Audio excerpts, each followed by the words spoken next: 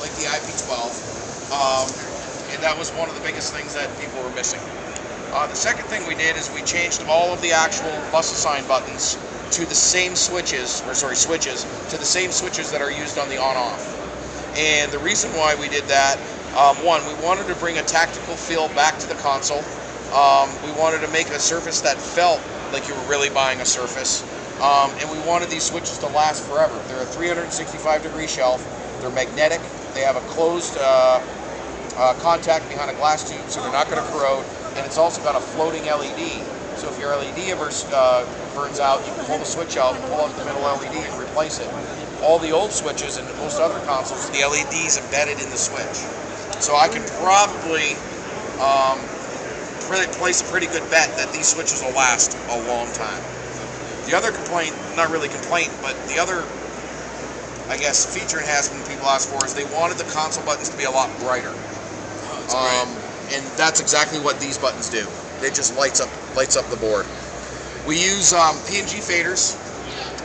It's one of their highest series P&G faders. It's connectorized, so if you have to make a change, it's 2 screws, which is on the top side. Undo the connector, and the fader falls right out. All the switches are through hole, so you're not dealing with surface mount, so you can actually service those switches in the field. So we're trying to get back to letting you guys do this instead of sending a whole panel in for us to do a lot of the work. So that was one of the big designs that we decided to change, was the modularity. The second thing that everybody's been asking us is we want a tabletop console. We don't want to cut a hole out in the counter anymore. We want to be able to move this around if we need to. Studios are becoming offices. Studios are being moved to the second floor, and they want to maybe get new furniture, but they don't want to close out a hole or whatnot. So we made this console either cutout or tabletop. So if you look at the bottom of the console, it's very thin, and it comes with rubber feet. However, we cut it out because we want it to appear very low and sleek, with a nice profile on the counter. So we give you the option. All the connections to it are basically 2 connections and 3 if you get a redundant power supply. You got 2 power supply connections and then 1 Ethernet connection.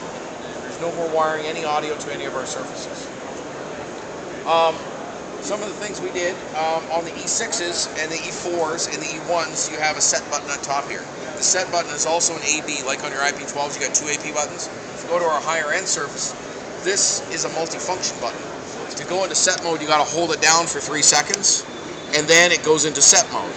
If you want to use it as an AB button, you just hit the button, it bounces between A and B. A lot of guys said it takes too long if they have to adjust EQ and dynamics. It takes too long to hold it down for 3 seconds and then adjust some things, so they wanted a quick press to set it for channel functions or set mix minuses. So what we did is we took that away and we took the AB buttons down below it. So these are just like the IP12. You can assign these as a hard AB button. The set button routes that channel to a bunch of knobs and switches, which gives you your 4 aux buses and 4 mix minus buses. Plus it still has the bus minus buses for every channel on the console. So on this console we have 18 faders, 4 mix minuses, so you got 22 mix minuses. You got 4 aux buses, that gives you another 4. You got 26 mix minuses on this radio console. You can lock out mix minuses to the board ops as well. So if the mix minus buses, the reason why we did the mix minus buses on these is it gives the board ops flexibility to set up a specific mix minus for what they're doing. The bus minus feature is going to be a set it and forget it. You're going to use it, there's your bus minus, this is how it's going to work. This allows them to put whatever they want into the mix minus and use whatever mix minus bus they need to, and also gives them an individual talkback to that mix minus or that mix minus group. Same thing with the auxes. When you're on a channel that's in the set mode, the aux knobs become the level for that source on that aux output. So right now I'm sending somewhat of a level on fader 18 to all the aux buses. If I want it out of the aux bus 2, I'll just turn it down, so now it's not part of the aux bus. When I take the set away, these buttons are now the master aux level controls. So this would be my output send that's going out with everything in the console. This would be my master fader control for the aux out. We also changed, this is the first for us, we took the control room and headphone and put it on linear faders. So this is now your level control for your control room monitors and level control for your headphones. And we did that for a couple reasons.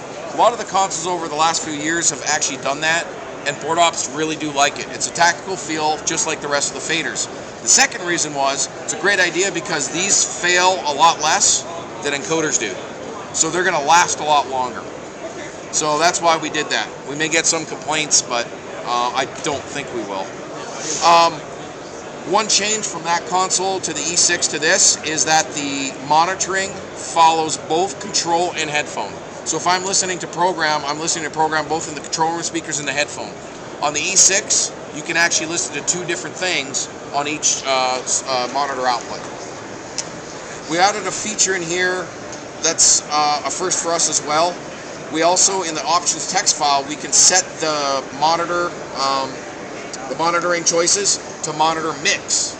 And what that allows you to do now is on the monitors, add the other buses to monitor them at the same time.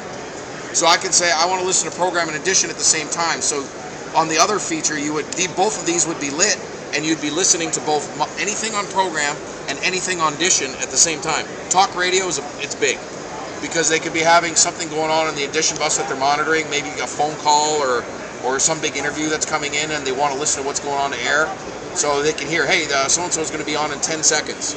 Okay, great. They punch out the audition bus now they can put them to program. So it allows you to mix the monitoring to the control room and headphones. We took the clock off the console.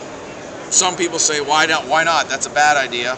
We took a poll on this with a lot of people. Everybody goes by their automation clock. For some reason, nobody can sync clocks on consoles and automation clocks right. There's delays. Some are some are on a server, some are not on a server, some are house clocks, some have clocks hanging on the wall. And everybody just said, I said, well, what do you follow? They said, automation is always right. So we took it off here, and so far, maybe one or two people didn't like that. But hey, everybody else that have seen it said no problem. That's fine. We're okay with that. But we did keep the timer on here. On the timer, this is a first for us. It's a count up timer, just like we've always had, but we can put it in down mode, set our countdown, and now we also have a countdown timer. So you can flip the count up or count down. That can also be tied to your on buttons through Tally, through your VDIP settings.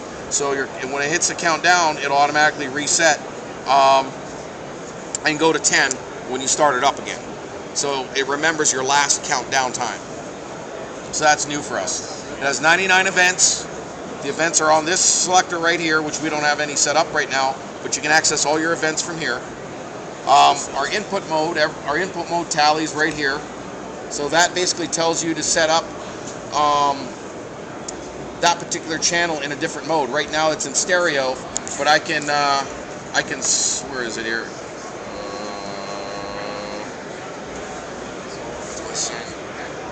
I'm upside down. It's a button. Where is it? Right there. Sorry. Right here I can change the actual mode of the actual fader to take left only. So if I have a stereo source in here and I only want to have the left channel, I can actually take left only, right only, stereo, or mono. And that changes the mode source. And that's kind of important, especially in some talk stuff or satellite stuff where you may have two different program feeds coming in on a satellite, and you only want to take the left program feed. Well, you can bring the stereo source up on the fader and throw it into left mode, and it's only going to bring the left channel to the console, drop out the right channel. So we have mode select on here, and that tells you what it is. When you take an event snapshot of the console, all these things would be saved. So anything you see on the surface would be saved in the way you take the event. We have 12 programmable buttons, just like on your IP12. You got 6. These things do the same. We have 2 studio outputs that you can actually select differently of what you want on that studio output, so they can be used to feed a remote. They can be used to feed a studio. We have some people actually using these to feed the entrance to your building, so they can feed them program buses or externals or whatever they want to. There's a level control. Level lock is a common feature. That's on there as well. We have 2 soft keys down here. The soft keys have a series of canned functions of what they can do. EQ in and out, mode select, could be another A and a B input. So you can have 4 hotkeys for inputs now. So there's a canned functions of what those can do. On the back of the Surface, there's a VGA and a mouse port. And those are used for a monitor, just like our E6s. However, everybody said we'd love to have all these functions on the console, but we want to take the monitor away because there's way too many monitors in the studios. So, this console, the VDIP settings that you saw on the IP12, all the setup for this console is done on the monitor, just like the E6, the E4, and the E1. All your VDIP settings, your visibility settings, all that is done the same way. When you're done with it, you can take it away. And all your functions are here. If you want your talent to have access to EQ and dynamics, then the monitor's going to have to stay. But that would be one of the only reasons it would need to stay. Okay. We've also had the request that we'd love to have the screen, the metering screen and everything up on a big monitor on the wall. It seems to be everybody's doing these displays so everybody from the street can see what everybody's doing. So that VGA monitor, go get a KVM and you can throw that up on a big monitor screen now if you want to. Programmable buttons. We've left a space here for various things. Telos controllers, phone controllers can fit in the console, no problem. We have 2 options. We have a 16-button and an 8-button panel. These buttons, when you buy them, can be one of 2 things. They can either be Ethernet buttons, which are completely programmable to do whatever you want, or you can use them as GPIO buttons. But you got to remember, it's one or the other. The GPIO buttons wire to the GPIO on the back of the blades. The Ethernet buttons plug right into a little hub we have down here, and then that would go out to a switch. And those now are part of the Ethernet network and can do anything you want them to do. Talkbacks, dump buttons, logic, salvos. You can do offer and accepts, meaning I could press this button and it lights another button in the other studio. When that button is pressed, that console goes to air, and this one will then unlight. So there's a bunch of things that you can do with that. We added the meter bridge from big demand. We do have a meter bridge option for the E6 and the E4 now, and based on that, everybody wanted a meter bridge again. So we added the meter bridge. We're going to have 3, right now that we've been told we have 3 frame sizes coming, a 12 frame, an 18 frame, and a 24 frame, and then you can load them up with however many modules you want. Q and headphone are both streams just like the IP12s are. The headphone, we provide you with a separate panel because there's nowhere to plug in a headphone, and you're going to mount it underneath the counter, and it plugs into the hub that's back here, and the stream comes through to the front panel. Pricing, same price as an E6, about 10% more. So if 24 fader console's $24,165 with a mix engine, this one's going to be $25,165 list price. Now, the cool part is it's actually lower than an E6, because if you get the meter bridge option with the E6 is actually more money than this. So if you want to do an apple to apple, this will be cheaper than an E6. Any questions? Have you felt it? Go ahead, feel it. Things feels awesome. It does feel awesome. It's an awesome console. The faders are beautiful. Yeah. The buttons are beautiful. It's great. Great stuff. Yeah. It's probably one of the nicest looking consoles and tactical feeling consoles that Wheatstone's made.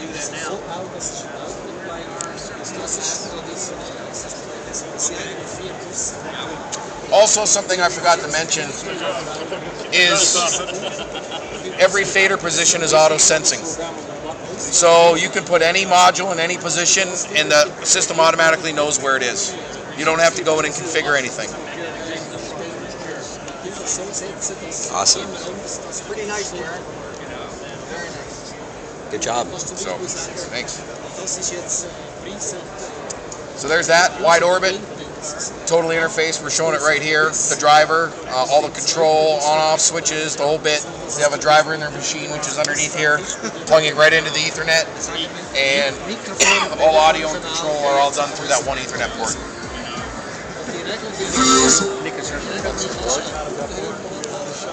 This is not done. You're going to see standoffs on the side here. It's not completely done. This is first shot at final design. So we have a few things we want to do. There's some flex in the actual faders. You see that? So that's going to be fixed, and then you're going to see some standoffs over here. Yeah. Just because of the less movement. Yep. Right? Yep. And I think this screw is loose right now. Well, that could be it too. I think All it right. is, because everybody's handling it.